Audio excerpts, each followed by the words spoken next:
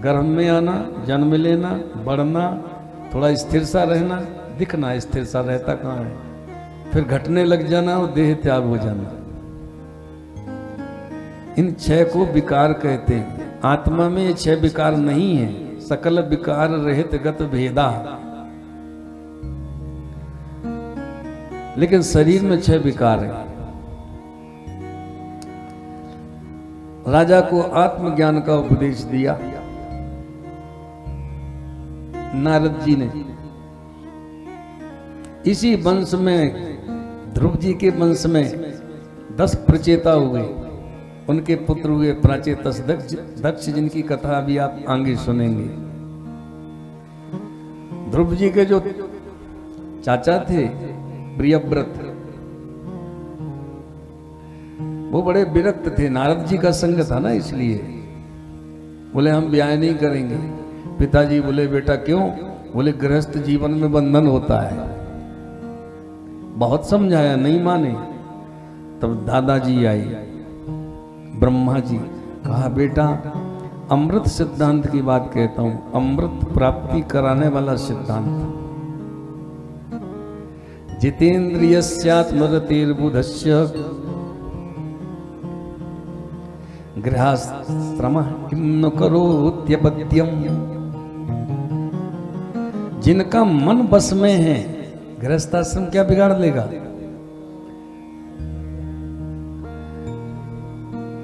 और जिनका मन बस में नहीं है, तीर्थ में जाएं, वन में जाएं, पहाड़ पर चढ़ जाएं, तो क्या क्या सुधार लेंगे? यथा सा आस्ते सहसठ सपतना।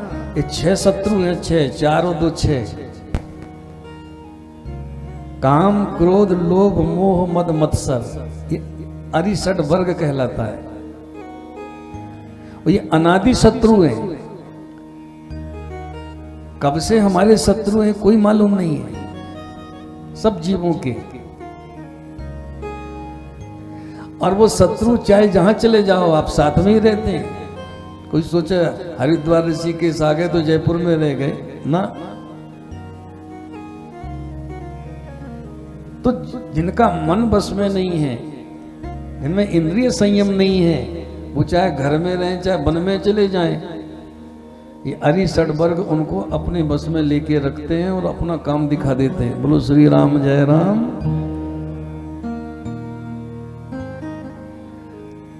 गृहस्थाश्रम तो किला है।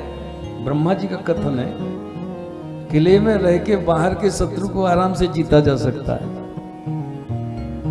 गृहस्थाश्रम किला है। क्रोध आया बच्चों पर कर लिया, लोभ है खाने पीने का, बना लो खा लो, काम आदि हर चीज समझ ले यार। मोह परिवार में कर लिया, आदि आदि। और इनसे हम बच सकते हैं गृहस्थाश्रम में रह के भी। और मन ये व मनुष्याणाम कारणम बंध मोक्षयोः। अपना मन ही बंधन में और मोक्ष में कारण है, इसलिए मन को संभालना है। मन की तरंग मार लो बस हो गया भजन, आदत बुरी संभाल लो बस हो गया वजन। ब्रह्मा जी ने अच्छी तरह जब बुद्धि दी, समझाइश दी, 2 ब्याह कर लिए। 1 से 10 बेटे हुए, 1 से 3 हुए, 1 से बेटी भी हुई ऊर्जस्वती। सबसे बड़े बेटे हैं आग्नेन्द्र। आग्नेन्द्र के 9 बेटे हुए। सबसे बड़े हैं नाभि। नाभि की पत्नी मेरु देवी, कोई संतान नहीं हो रही थी तो यज्ञ किया, पुत्रेष्टि यज्ञ। भगवान आके प्रकट हो गए। बोलो नारायण भगवान की। मांगो महाराज क्या चाहिए। राजा नाभि नहीं बोले। यज्ञ कराने वाले ब्राह्मण कहते हैं कि हे प्रभु आप जैसा बेटा चाहते हैं। भगवान बोले मेरे जैसा तो सिर्फ मैं ही हूं। भगवान जैसा कोई दूसरा भगवान नहीं है संसार में। एको ब्रह्म द्वितीयो नास्ति।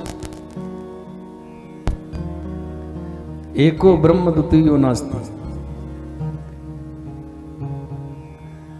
पर हे ब्राह्मणों, आपने राजा की तरफ से मांग की है, आपकी बात गलत नहीं होगी। मैं स्वयं इनका पुत्र बन के जन्म ले लूंगा। और भगवान एक सुंदर शुभ मुहूर्त में ऋषभ देव अवतार लेके प्रकट हो गए। बोलो ऋषभ देव भगवान की जय। ऋषभ देव बड़े हुए, अब विवाह की चर्चा चलने लगी। इंद्र अपनी बेटी जयंती का विवाह करने के लिए तैयार थे, पर परीक्षण तो कर लें कि भगवान है कि नहीं। इंद्र ने वर्षा काल में उनके राज्य की सीमा में बरसात नहीं की। अनावृष्टि होने से भगवान ने विचार किया कि जहां मैं अवतरित हूं, हमारे राज्य की जो प्रजा है वो भी पाप नहीं करती, फिर भी पानी क्यों नहीं बरसा। तो ध्यान करके देखा कि इंद्र हमारी परीक्षा ले रहे हैं कि हम भगवान हैं अथवा नहीं हैं। यदि हम भगवान हैं तो हम अपने बादलों की सृष्टि करके पानी बरसा लेंगे, तो इंद्र को समझ में आ जाएगा भगवान है। अब परीक्षा में पास होना आवश्यक है, नहीं कुंवारे रह जाएंगे। प्रजा भी पानी न बरसने से दुखी होगी। भगवान ने स्वतंत्र सृष्टि करके पानी बरसा, बादलों की सृष्टि। और इंद्र की बेटी जयंती के साथ भगवान ने 7 फेरे लिए, गृहस्थ आश्रम में आए, एक एक करके 100 बेटों को जन्म दिया। बोलो ऋषभदेव भगवान की जय। भाई संख्या बल से दिक्कत नहीं है, संख्या कितनी भी बढ़ जाए जनसंख्या, पर दुष्ट एक भी नहीं होना चाहिए।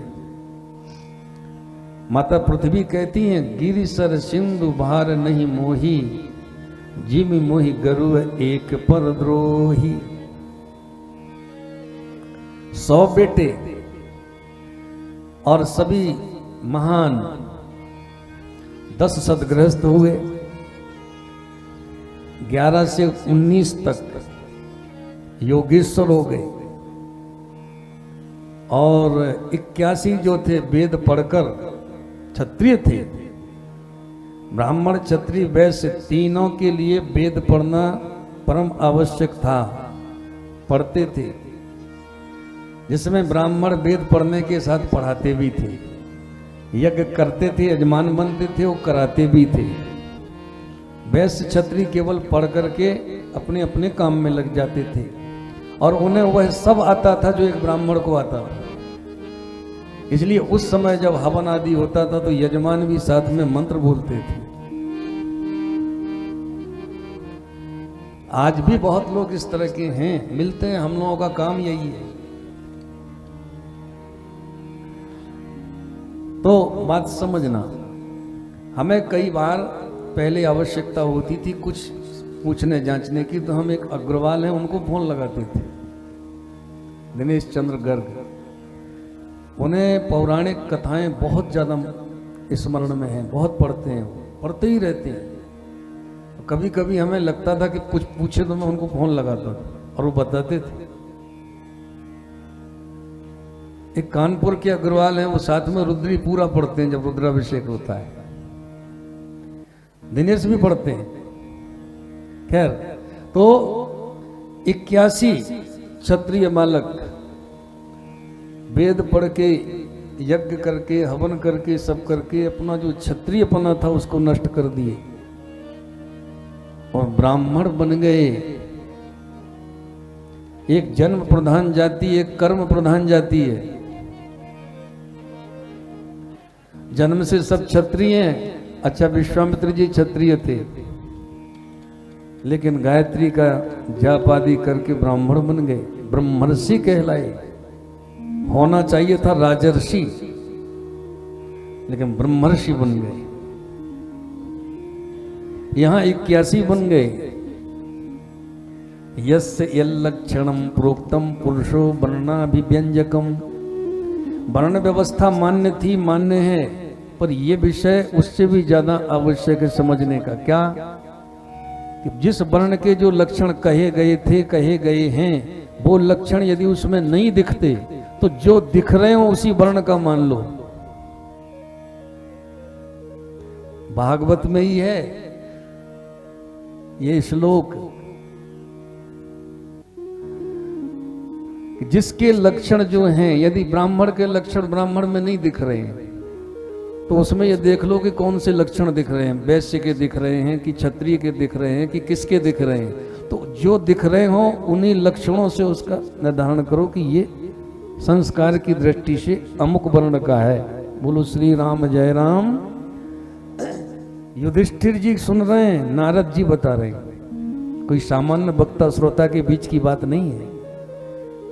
श्रोता धर्मराज और वक्ता 24 अवतारों में नारद जी महाराज। तो हमारे लक्षण क्या है? मिश्री का लक्षण यदि मिश्री में नहीं होगा तो आप उसको मिश्री कहोगे कैसे? गुड़ का लक्षण गुड़ में नहीं होगा, नमक का लक्षण नमक में भी, नमक को नमक आप कैसे कहेंगे? नमक मीठा लगने लगेगा तो आप उसको नमक थोड़ी कहोगे।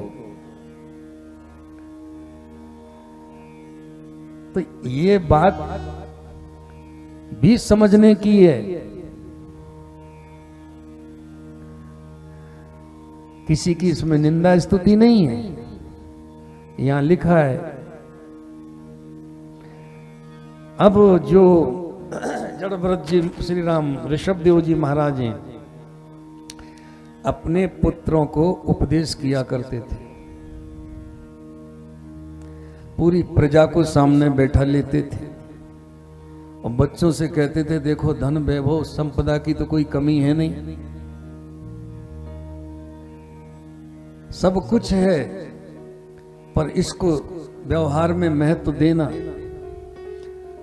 ईश्वर के मार्ग में इसका विशेष कोई उपयोग नहीं है। ईश्वर की प्राप्ति के लिए तो तुम सबको सत्संग करना होगा, भजन करना होगा।